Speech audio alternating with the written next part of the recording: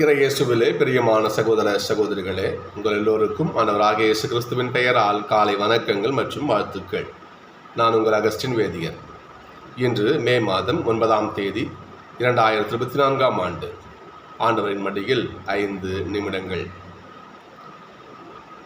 ஒரு பகுதி உண்டு, லூக்கா 15ஆம் அதிகாரம். இறையியலார்னு சொல்லுவாங்கன்னா, அந்த நற்செய்தி, அந்த பகுதியை நற்செய்தின்னு சொல்லுவார்கள். ஏன்னு சொன்னால், அந்த பகுதி கடவுளுடைய அபரிமிதமான அன்பை சொல்லுகின்ற ஒரு பகுதி. தன்னுடைய பிள்ளை எப்படி ஊதாரித்தனமாக தெரிஞ்சிட்டு இருக்கான், அப்பாவுக்கு எதனா என்ன அவன் பாவம் செய்கிறான், எப்பேற்பட்ட காரியம் பண்ணுறான், அதையெல்லாம் அப்பா பொருட்படுத்தாமல் தன் பிள்ளை திரும்பி வந்தால் போதும் என்கிட்ட என்று தன் பிள்ளைக்காக இயங்குகின்ற ஒரு தந்தையை நம்ம அந்த பகுதியில் நம்ம பார்க்கலாம். தந்தை கடவுளுடைய ஒரு அபரிமிதமான பாஸ்தா நம்ம பார்க்கலாம். நம்ம அது இன்னும் ஒரு காரியம் அதில் வரும். தவறு செய்த மகன் திரும்பி வந்துடுவான், அப்பா ஏற்றுக்குவார். ஆனால் அது நாள் வரை கூடவே இருந்த பையன் விலகி போயிடுவான். அவன் வீட்டுக்குள் நுழைய மாட்டான். மூத்த பையனை வச்சு பாருங்க பாபு, மூத்த பையனுடைய நிகழ்வு பாருங்கள் நீங்கள். அப்பா என்ன பண்ணுவார், சின்ன பையன் வந்த உடனே என் பிள்ளைக்கு காலுக்கு மிதியடி போடுங்க, கைக்கு மோதிரம் போடுங்க, புது ஆடை உடுத்துங்க என் பிள்ளைக்கு. ஏன்னா என் பிள்ளை என்ன பண்ணுறான், என் சின்ன பையன் இறந்து போயிருந்தான், திரும்ப வந்திருக்கான்னு சொல்லிட்டு மிகுந்த மகிழ்ச்சி விருந்து கொண்டாடுவார். அந்த விருந்துக்கு முதல் பையனை மூத்த பையனை கூப்பிடுவார். அவன் சட்டம் பேசுவான். அங்கே அந்த மூத்த பையன் அப்பா கூட இருந்திருப்பான். ஆனால் அந்த நேரத்தில் ஆண்டவருடைய அன்பை, அதாவது அப்பாவுடைய அன்பை உணராமல் பேசுவான். அப்பா என்ன பண்ணுவார், இந்த உன் தம்பி இவனை திரும்பி வந்திருக்கான்னு சொல்லுவார். ஆனால் அந்த பெரிய பையன் சொல்லுவான், இந்த உன் மகன். எப்படி பிரித்து பேசுவான் பாருங்க. எப்படி பேசுவான்னா, நீ அவங்க கூட பணத்தெல்லாம் பிடிங்கிட்டு போயிட்டு அங்கே விலை மாதம் கூடலாம் செலவு போயிட்டு ஊர் சுற்றி வந்தேன், இந்த உன் மகன் வந்ததுக்கு இப்படி கொண்டாடுறீங்களே நீங்கள், விருந்து ஆடு வெட்டுறீங்க, எல்லாம் பண்ணுறீங்க. ஆனால் நான் என் நண்பருக்கு கூட இருக்கிறதுக்காக ஒரு ஆட்டு குட்டியை கூட இது கொடுத்தது கிடையாது. ஒரு பேசி சொல்லுவான் பையன். அப்புறம் அப்பா எவ்வளோ கூப்பிடுவார், உள்ளே போக மாட்டான். அவன் வீட்டுக்கு வெளியே தான் மூத்த பையன் நிற்பான். இறையியலார் சொல்லுவார்கள், இந்த நிகழ்வை அந்த வெளியே நிற்கிறவர்கள் பரிசேயர்கள், சதுசேயர்கள் உதாரணமாக சொல்லுவாங்க. அவங்க வயசப்ப என்ன பண்ணுவாங்க, ஏசப்பா அனைவரையும் அரவணைத்து போவார். ஆனால் அந்த பரிசேயன் என்ன பண்ணுவான்னா, சட்டம் பேசி பல விதமான சடங்கு ஆச்சாரங்கள்லாம் பேசி இவன் விண்ணகத்துக்கு நுழைகின்ற வாய்ப்பை தவற விட்டுருவான். இந்த நிலைமையை சொல்லுவாங்க. ஏனென்றால் இந்த கடவுளுடைய அன்பு எவ்வளோ பெரியது, எவ்வளோ மகிழ்ச்சியானதுன்னு அந்த பரிசேயர்களுக்கு தெரியும். ஆனால் அவர்களுக்கு அதை சொல்வது தனக்கு மட்டும் ஒரு ஒரு ஒரு சுயநல போக்கு. மற்றவனுக்கு கிடைக்கக்கூடாது, கடவுள் அன்பு மற்றவனுக்கு கிடைக்கக்கூடாது, எனக்கு மட்டுமே போலி சடங்குகளை சொல்லி சட்டங்களை சொல்லி என்ன பண்ணுறான், கடவுளை விட்டு விலகி போகிறான் பாருங்க. அப்பா கூப்பிட்றாரு, வா உள்ள வாரம் கூப்பிட்றாரு, விலகி போகிறான். கடவுளுடைய அன்பு எவ்வளோ பெரிய தெரியும், உனக்கு தெரிஞ்சிருந்தும் அதை இவன் ஏற்றுக்கொள்ளாமல், இல்லையா, ஒரு ஒரு ஒரு அற்ப ஒரு விஷயங்களுக்காக அதை விலகி போகிறான் பாருங்க. இப்படிப்பட்ட ஒரு நிகழ்வு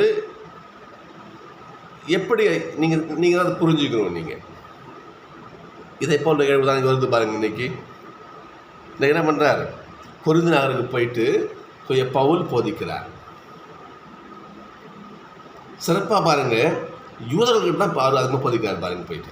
ஏனென்றால் யூதர்கள் கடவுளால் சிறப்பாக தேர்ந்தெடுக்கப்பட்டவங்க.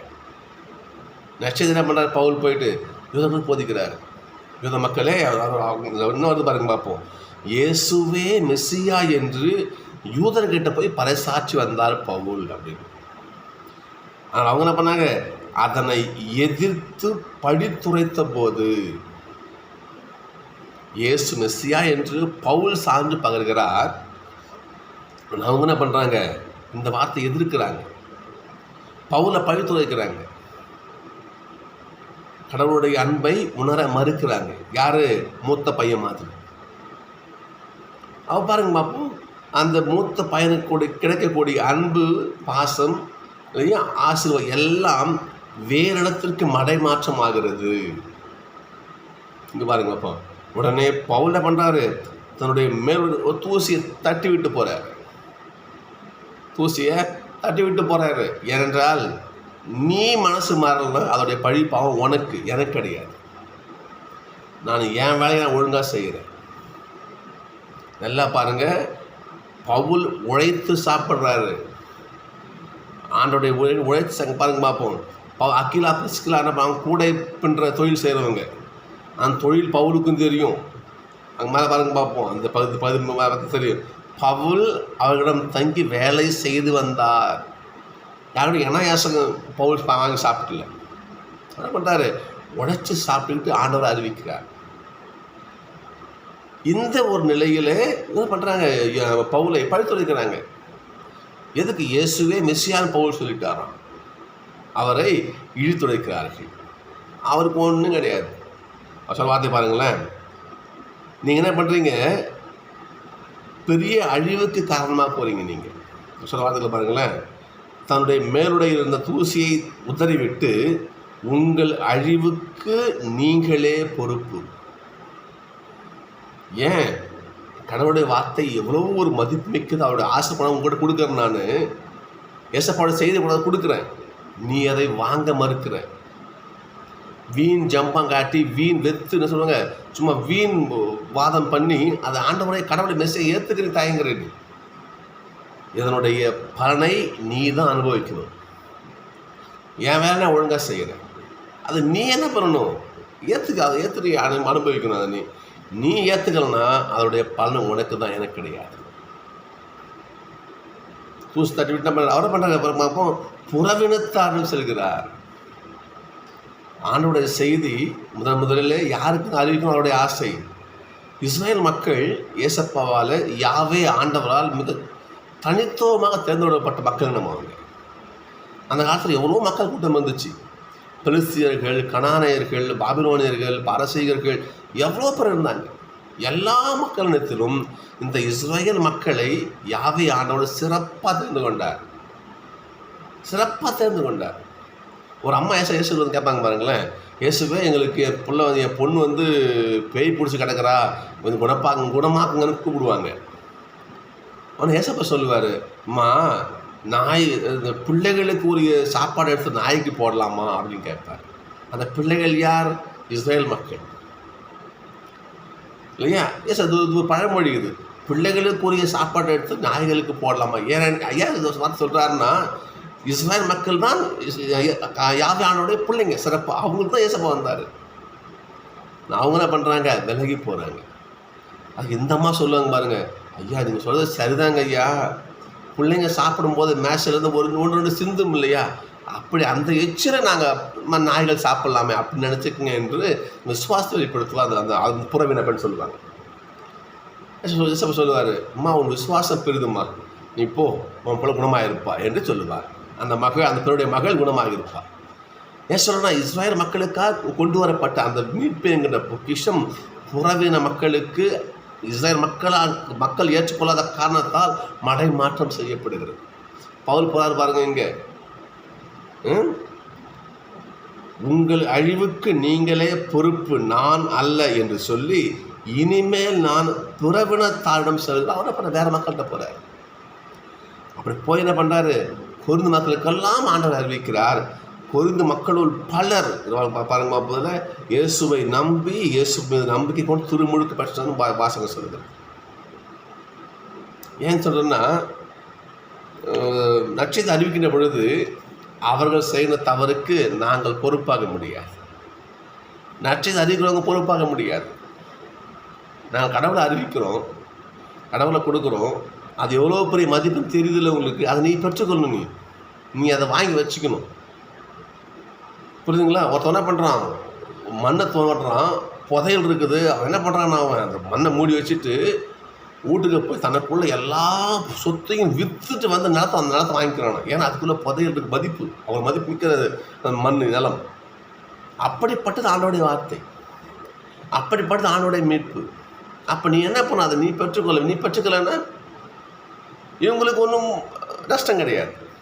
இதைத்தான் நற்செய்தியாளர் சொல்கிற பாருங்க பார்ப்போம். நீங்கள் துயர் உறுவீர்கள், அழுவீர்கள், புலம்புவீர்கள், கஷ்டப்படுவீங்க, எல்லாம் பண்ணுவீங்க நீங்கள். ஆனால் உலகம் மகிழும். நீ அழும் பொழுது, நீ கஷ்டப்படும் பொழுது, நீ அசிங்கப்படும் பொழுது, சீடர்களே நீங்கள் அழியும் பொழுது இந்த உலகம் சிரிக்கும், உலகம் மகிழ்ச்சியாக இருக்கும். உங்களை பார்த்து கேள்வி பண்ணோம் இல்லையா, உங்களை அசிங்கப்படுத்தும், உங்கள் மூஞ்சில் கால் தூப்போம். ஆனால் நீங்கள் கவலை கொள்ளாதீர்கள். ஏன்னா அதுக்குரிய பழி பார்த்து அவங்க அனுபவிப்பாங்க.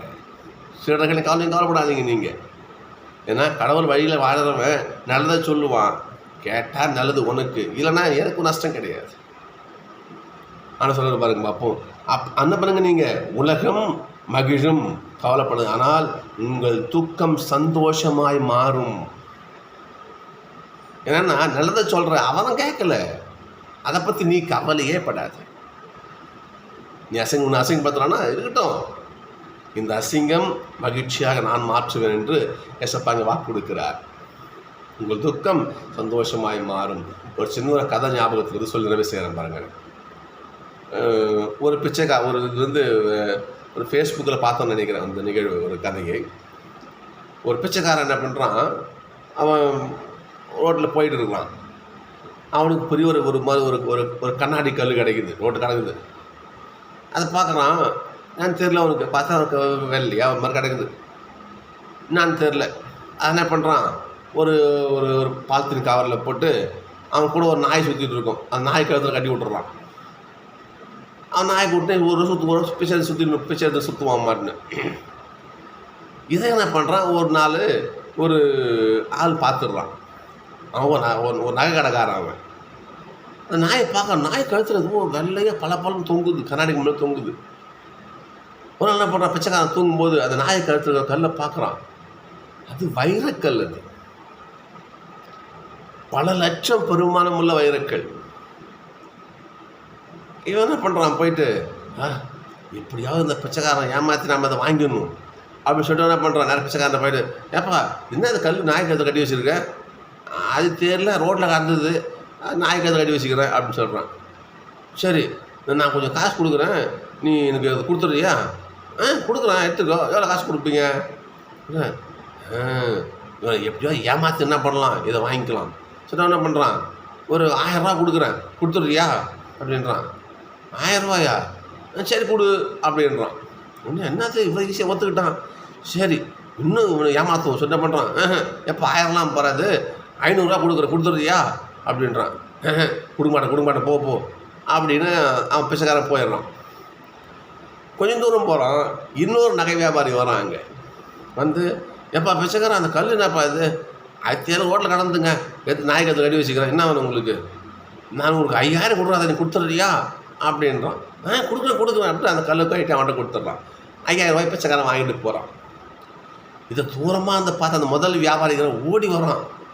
பிச்சைக்காரன் உனக்கு அறிவு தானே, உனக்கு புத்திக்கு தான் உனக்கு, அது என்ன கல் தெரியுமா, அது பல லட்சம் ரூபாய் பெருமானமுள்ள வைரக்கல்லுடா, அது வெறும் 5000 ரூபாய் கொடுத்துட்டியே, இது என்ன என்று அந்த வியாபாரி கேட்குறான். அதுக்கு அந்த பிச்சைக்காரன் சொல்கிறான், அட பைத்தியக்காரா, அதோடைய மதிப்புன்னு எனக்கு தெரியாது, எனக்கு இந்த 5000மே பெருசு, கூப்பில் கலந்தது, அதோடைய மதிப்பு எனக்கு தெரியாது, எனக்கு அது என்னது வைரக்கல்னு தெரியாது எனக்கு. அப்போ தெரியாத எனக்கு இந்த 5000 என்பது மிகப்பெரிய ஒரு பொக்கிஷம், சொத்து எனக்கு. ஆனால் அது என்னன்னு உனக்கு தெரியுமாடா அறிவு கட்டவனே, நீ 500 ரூபாய்க்கு என்கிட்ட பேரம் பேசுறீங்க, உண்மையிலேயே அறிவு யாருக்குள்ள ஜோசிச்சு பாருங்க பார்ப்போம் என்று பிச்சைக்காரன் சொன்னான். சகோதரிகளே, கடவுளுடைய மீட்பு என்பது அதோடைய மகிமை, மகத்துவம், அதோடைய சக்தி என்பது யூதருக்கு தெரியும், பரிசேயனுக்கு தெரியும், சதுசேயனுக்கு தெரியும். இதனால் வீண் வாதத்திற்காக அதை விட்டு கொடுத்தார்.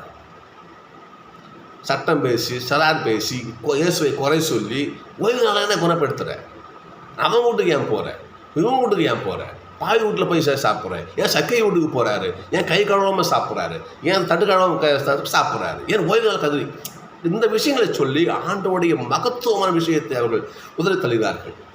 கடவுள் அந்த மீட்பினை புறவின மக்களுக்கு கொண்டு போய் சேர்த்தார். எல்லா மக்களும் மீட்பனை வந்தாங்க. புரியுங்களா? நல்லா கவனிக்கணும். அந்தியோக்கியாவில் தான் கடவுளுடைய சீடர்கள் கிறிஸ்தவர் என்ற பெயரை பெற்றார்கள். புறவின இடத்துல தான் இயேசப்பாவுடைய மக்கள் கிறிஸ்தவர் பெயரே பெற்றாங்க. யூத நாட்டில் பெறல. அந்த அளவுக்கு புறவின மக்கள் ஆண்டவரை நம்பினார்கள். இந்த மக்கள் என்ன பண்ணாங்க? இயேசப்பாவை தூக்கி தொடுத்து தான் விட்டாங்க. சகோதரர்களே, நாம் அப்படி இருக்க வேண்டாம். ஆண்டவரை ஏற்றுக்கொள்ளும். நீ திருப்பாடல் பாருங்க. அப்போ இன்னைக்கு ஆண்டவர் தம் மீட்பை அறிவித்தார், பிற இனத்தார் கண்முன்னே தம் நீதியை வெளிப்படுத்துகிறார். பிற இன மக்களுடைய சொல்ற பாருங்க. ஏன்னா தன் மக்கள் எனக்கு இப்போ என்ன புரிஞ்சுக்கலையே.